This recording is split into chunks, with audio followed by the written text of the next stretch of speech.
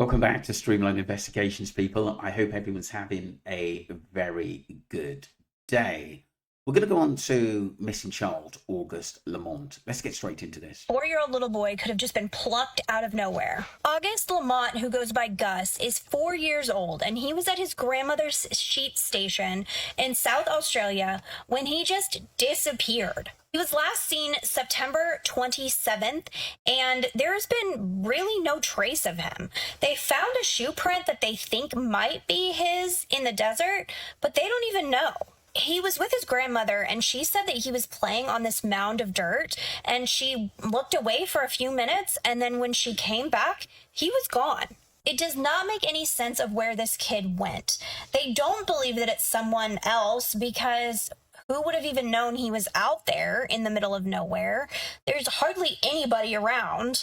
Authorities thought he might have just wandered off and he's hiding in this brush somewhere. But this area is not an area that kids should be just wandering around in.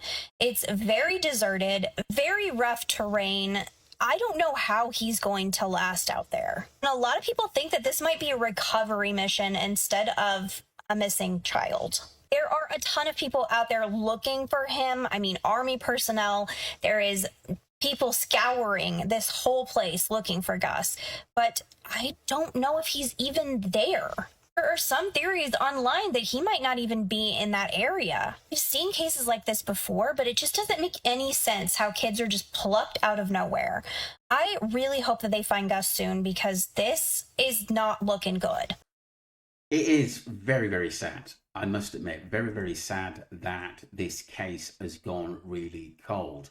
And there's only so much I can put on people. I'm going to be completely honest with you. I don't want to start putting out stuff that we've already been through before because that's not going to be good for you to sort of read. So if we get any, myself get any bits and bobs, we will put that out there. But I'm going to be honest with you. There's nothing really updates from the police. Obviously, they're still actively looking for more information where Gus had gone. I do think that the answers lie with the grandparents. It's very, very odd in the early days why did it take 6 days to actually show a picture of him? And then obviously some of the narrative of the story from the very early days had changed from who was actually looking after, was supposed to be keeping, should I say, their eye on poor Gus playing in the front garden on a pile of dirt, should we say. It's very odd. I honestly do believe that if he had gone missing, then he would have been he would have been found or recovered. This is what I think. And it's really bizarre that there are no footprints, no leads, no dodgy vehicles around that area. Let's move on to part 2, people. Welcome back to part 2. I think obviously the lady in the TikTok video had made some really, really good points. And I think people are pretty lost where to go in this case. But all I can say is that I think Josie, who seems to be the head of the household, holds all the cards in this case. We can't prove anything. We can't prove anything sinister happened. She said she said he wandered off anywhere for 30 minutes. I mean, 30 minutes is a long time. I mean, but like I said, if there's no CCTV that we can obviously roll back on, we've got to go with what the family has said. Apart when he was last seen, it seems to me we've only really heard from Josie talking to the police, the Daily Mail. We know that obviously Josh, the father, is really, really unhappy with obviously his little boy going missing, and was building a new home for Jess, his wife, and to take the kids there. Maybe it had something to do with that. I just, the problem in this case is, like I said, I don't want to keep putting stuff out there that we've already been through.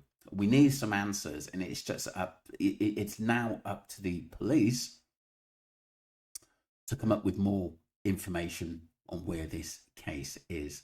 It's very, very sad, but like I said, I've just got a funny feeling that this is just going to go, this is going to go on for months and years, and we're not really going to find the answers. Because, like I said, it seems to have come to a bit of a standstill unless someone's got some serious information.